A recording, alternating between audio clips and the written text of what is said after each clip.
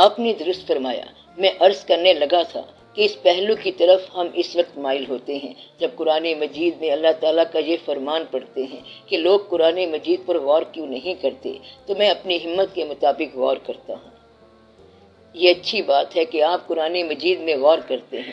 پہلی بات تو یہ ہے کہ اللہ کے کلام میں ذکر انسان کا ہے اور اس کے اندر ذکر اس کائنات کا ہے۔ اب اس کائنات کے ذکر پہ غور کرو اور انسانوں کے کاموں پہ غور کرو، عبادت اللہ کی کرو اور خدمت انسان کی کرو۔ اتنی بات آپ سمجھ لیں تو آپ کا مسئلہ ختم ہو جاتا ہے۔ قرآن کے مفاہیم پر غور کرنے والی بات نہیں ہے۔ قرآن کا مطلب اگر اللہ آشکار کرے تو آشکار ہو جاتا ہے۔ یہ کتاب پر غور سے نہیں ہوگا کہ آپ کتاب میں غور کرتے جاؤ کہ اس کے معنی کیا ہیں، اس کا نزول کیا ہے، اس کی عربی کا کیا معنی ہے، یہ لفظ کہاں استعمال ہوا، کہاں کا معلوم ہوتا ہے، یہ لفظ پہلے کن معنی میں استعمال ہوتا تھا، پھر قرآن پاک کی زبان میں کیسے آ گیا۔ یہ تو لینگویج آف قرآن نہیں۔ آپ قرآن اس طرح پڑھو کہ یہ میرے اللہ کا کلام ہے، اللہ موجود ہے اور آپ بھی موجود ہو، خود بخود فیصلہ ہو جائے گا۔ اگر آپ پر اس نے آشکار کرنا ہے تو خود بخود آشکار ہو جائے گا۔ دوسری بات یہ ہے کہ خلوص کے ساتھ چلو۔ خلوص جتنا ہوگا، ادب جتنا ہوگا، قرآن آپ پر آشکار ہوتا چلا جائے گا۔ اصل میں قرآن پاک جو ہے یہ آپ کو زندگی کی آسانی عطا فرما رہا ہے، آپ کو کائنات کے مفاہیم بتا رہا ہے۔ قرآن کریم کا علم جو ہے یہ آپ کو زندگی کا علم دے رہا ہے۔ تو ایک اللہ کی بات کو مانتے ہوئے اس کو پڑھیں۔ اللہ پہلے کہتا ہے کہ یہ کلام متقی کے لیے ہے، تقوی اختیار کرو، معنی خود بخود آشکار ہو جائیں گے۔ آپ نے کتابوں سے معنی تلاش نہیں کرنے، معنی کے متعلق آپ یہ نسخہ دل میں یاد رکھ لو، پکا یاد رکھ لو، اور پھر دوبارہ یہ سوال نہ پوچھنا۔ نسخہ یہ ہے کہ الہامی کتاب کی تفسیر بغیر الہام کے نہیں ہو سکتی۔ تفسیر والا یہ بات کرتا ہے کہ یہاں میرے اللہ کا یہ ارادہ ہے اور وہ یہ کہہ رہا ہے اور اللہ کا یہاں پر یہ منشا ہے۔ اللہ کا منشا تو اللہ ہی بیان کرے۔ اگر تفسیر اتنی ہی لازمی ہوتی تو کتاب کی تفسیر پیغمبر صلی اللہ علیہ وآلہ وسلم خود ہی بیان فرما دیتے۔ اس کتاب کی تفسیر آپ صلی اللہ علیہ وسلم کی زندگی ہے۔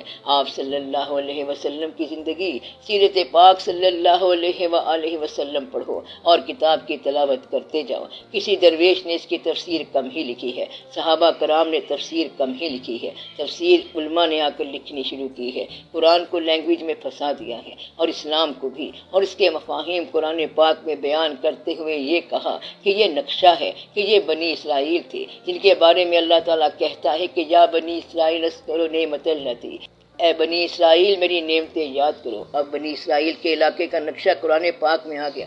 قرآن کی تفسیر میں لکھ رہے ہیں کہ یہاں پر اسرائیل ہے، یہاں پر یہ واقعہ ہوا ہے، یہاں موسیٰ علیہ السلام تھے، یہاں سے یہاں تک گئے، یہ 3.5 میل کا فاصلہ ہے، یہاں راستے میں چھوٹا سا دریا بھی آتا ہے۔ اور کچھ لوگوں نے فلم بنا دی موسیٰ علیہ السلام اور فرعون پہ، فرعون کو دکھا دیا اور موسیٰ علیہ السلام کو دکھا دیا کہ یہاں سے قومیں گمراہ ہو گئی تھیں۔ قرآن پاک کی کہانیاں بنا لی، سٹوریز آف قرآن کی فلم بنا لی، اسلام کو فلم بنا دیا، کیسٹ اور ویڈیو کیسٹ بنا دیے، فلمیں بن رہی ہیں کہ کلام پاک کس طرح نازل ہوا اور پہلی وحی کس طرح آئی۔ یہ تو شکر ہے کہ کسی نے بھی محمد صلی اللہ علیہ وآلہ وسلم کی زندگی کو ڈائریکٹ نہیں دکھایا، ورنہ فلم کے طور پر یہ دکھا دیتے۔ مقصد یہ ہے کہ اللہ کریم کا کلام ہے، اللہ کا حکم ہے، آپ قرآن کو پڑھو، بے شک معنی بھی نہ آتے ہوں۔ آپ لوگوں کو گمراہ کرنے کے لیے بڑے ادب کے ساتھ ان لوگوں نے فلمیں بنائی ہیں، اس کو ایسے مت سوچو۔ تفسیریں لکھنے والوں نے بھی لوگوں کو قرآن سے قریب نہیں کیا اور دین کی زیادہ وضاحتیں کرنے والوں نے بھی قریب نہیں کیا۔ دین عمل کا نام ہے۔ دین کیا ہے؟ عمل کا نام ہے۔ اس کو علم سے باہر نکالو۔ کس سے باہر نکالو؟ علم سے باہر نکالو۔ اب آپ کو دین مل جائے گا۔ دین کو تم نے علم تک محدود کر دیا ہے۔ ایک شخص نے پوچھا آپ نے وہ کتاب پڑھی ہے؟ دوسرا کہتا ہے میں نے دوسری کتاب پڑھی ہے۔ اب جو کتاب اس نے پڑھی ہے دوسرا اس سے مقابلہ کرے گا، اور جو دوسرے نے پڑھی ہے وہ پہلے شخص سے اس کا مقابلہ کرے گا۔ دین جو ہے یہ کتاب پڑھنے کا نام نہیں ہے بلکہ عمل کا نام ہے۔ اپنے قریب والے لوگوں سے تعلق رکھو۔ کسی کے ماں باپ خدا نخواستہ بیمار ہوں اور وہ فقہ کی کتاب پڑھ رہا ہو اور تفسیر ہی پڑھ رہا ہو تو آپ کا کیا خیال ہے کہ یہ بات اللہ میاں کو پسند آئے گی کہ ماں باپ کی خدمت نہ کرے؟ ماں اس سے پانی مانگ رہی ہے، بیٹا پانی دو، کہتا ہے ٹھہر جا کلام اللہ پڑھ رہا ہوں۔ کلام اللہ کی تفسیر پڑھ رہا ہوں، کیا دین میں اس کی اجازت ہے؟ دین نے نہیں دی اجازت۔ قرآن میں اللہ کریم کا کیا حکم ہے؟ اس کا مفہوم یہ ہے کہ تم یہاں 4 دن کی زندگی کو اس انداز سے گزارو کہ یہاں کے واقعات تمہارے ذریعے اصلاح پذیر ہوں۔ قرآن پاک کو پڑھو، بڑے ادب سے پڑھو، غور سے پڑھو۔ اگر پڑھنا آتا ہے تو پڑھو، نہیں پڑھنا آتا تو سیکھ لو۔ اگر نہیں پڑھنا آتا تو اس کو دیکھتے ہی جاؤ۔ اگر آپ خانہ کعبہ جاؤ تو خانہ کعبہ کو دیکھتے جاؤ، یہ نہ پوچھنا کہ یہاں پر اینٹ کیا بھاؤ ملی ہے، کس جگہ کی لگی ہوئی ہے، یہاں پر پہلی دفعہ دیکھی ہے، یہ پتھر کہاں سے آیا ہے، دمشق سے آیا ہے، دمشق کا یہاں سے فاصلہ کتنا ہے،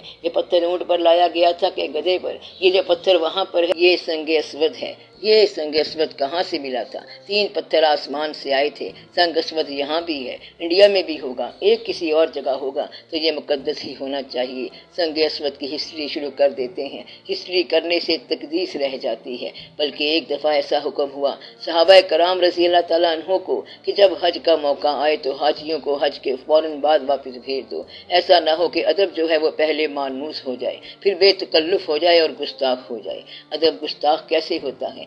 زیادہ فیملیرٹی کی وجہ سے۔ حاجی کہتے ہیں کہ ہمیں 10 دن مکہ شریف میں رہنے کا اتفاق ہوا، پھر 11واں دن بھی مکہ میں گزارا، اب مکہ رہ گیا، شریف گیا۔ پھر کہتے ہیں مکہ میں مہنگائی بڑی ہے، میرے روزانہ بہت پیسے لگ جاتے تھے، بڑا خرچہ ہو گیا، وہاں کے لوگ اچھے نہیں ہیں، بد مزاج ہیں، سنگ لاکھ چٹانے ہیں۔ اب یہ شخص نزاکتوں کی بجائے کوئی اور چیز نوٹ کر رہا ہے۔ اس طرح وہ شخص ادب سے باہر نکل جاتا ہے۔ محبت والا یہ کہتا ہے کہ دوست کے ساتھ گئے، بڑا لطف لیا، سلام کیا، حاضر ہوئے، وہ جو مالک کا گھر ہے اس کے گھر کے کتے بھی اچھے لگتے ہیں، تو اچھا، تیرے غلام بھی اچھے۔ اس شخص کا جھگڑا ختم ہو گیا۔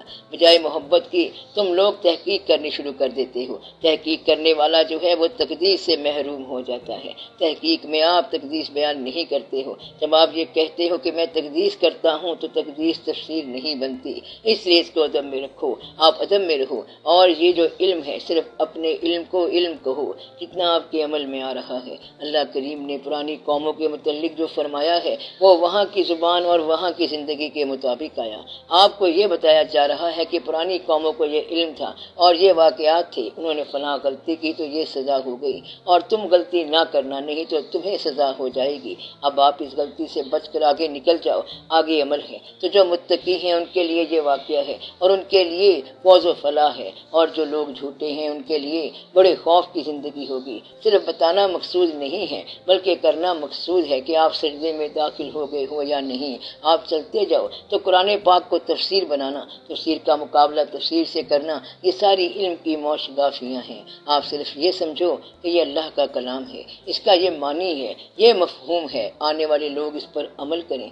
اگر فرض کرو کہ یہ موسیٰ علیہ السلام اور فرعون کا واقعہ دیکھا جائے تو ہم کیا کہیں گے؟ موسیٰ علیہ السلام اور فرعون کا واقعہ صرف ان کا واقعہ نہیں ہے۔ اگر یہ ان کا واقعہ ہوتا تو یہاں تک کیوں آتا؟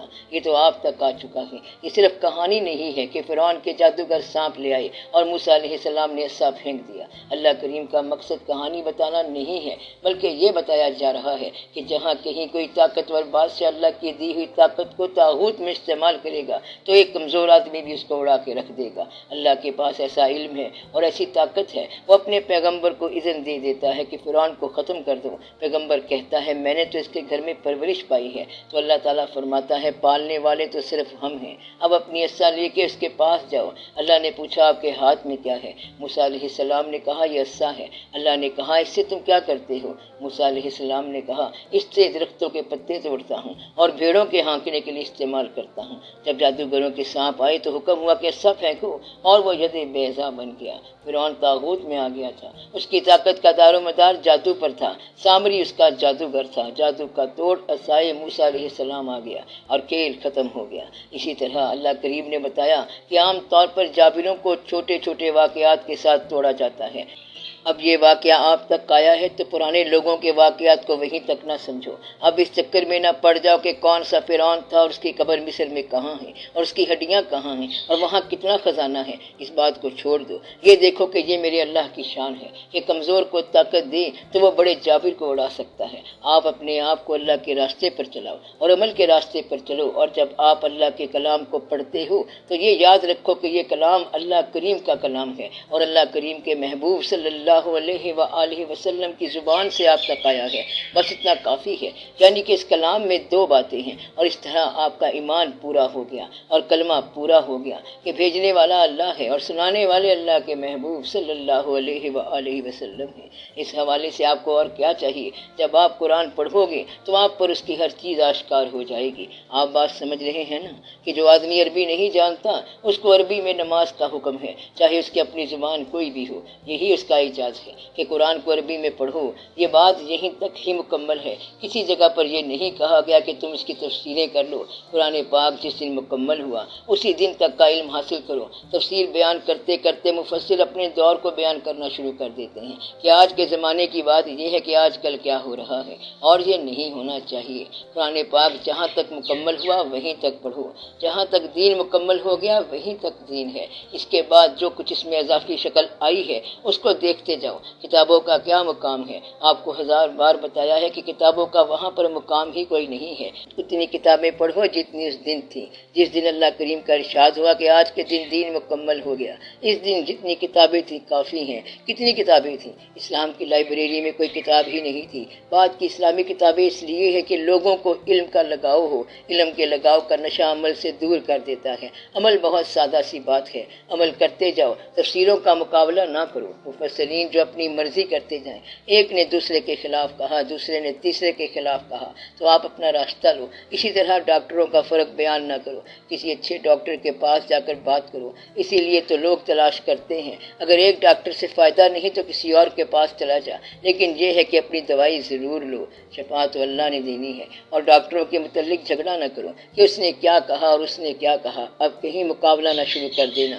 ایسی بات نہ کرو، اپنا راستہ لو اور چلتے جاؤ۔ قرآن پاک کو پڑھو، یہ تمہارے اللہ کا کلام ہے اور اس کو بیان فرمانے والے اللہ کے محبوب صلی اللہ علیہ وآلہ وسلم کی زبان ہے۔ اس کے پڑھنے سے فیض ہوگا اور دونوں کی طرف رجوع ہوگا۔ بزرگ کہتے ہیں کہ جب آپ قرآن شریف پڑھو تو ایسے پڑھو جیسے قرآن شریف ابھی نازل ہو رہا ہے۔ ممکن ہے آپ کو یہ کیفیت مل جائے کہ قرآن شریف ابھی نازل ہو رہا ہے۔ آپ کے لیے تو ابھی نازل ہو رہا ہے کیونکہ آپ ابھی پڑھ رہے ہو۔ کتاب سمجھ کے نہ پڑھنا، بلکہ اس کو اللہ کی زبان سمجھ کے پڑھنا، اس کو اللہ کا ارشاد سمجھ کے پڑھنا۔ تفسیروں والا قرآن شریف بھی نہ پڑھنا کہ کون سا پڑھنا ہے، یہ اللہ کی زبان ہے، اللہ کا کلام ہے۔ آپ یہ دیکھو کہ اللہ کیسے بول رہا ہے، آپ یہ محسوس کرو کہ اللہ کے حبیب صلی اللہ علیہ وآلہ وسلم کی طرف سے یہ بات آئی تو سارے انوار و تجلیات خود کھلتے جائیں گے۔ اب آخری بات کر لو، ایسا نہ ہو کہ تم لائبریری میں زندگی کو تلاش کرو اور زندگی لائبریری کے دروازے سے باہر نکل جائے۔ اس طرح ہے کہ آپ ماں باپ کی حقوق پر کتاب پڑھ رہے ہیں جبکہ ماں باپ موجود تھے اور خدمت نہیں کی۔ بس قرآن پڑھتے جاؤ، یہ خود بخود دل پر وارد ہو جائے گا۔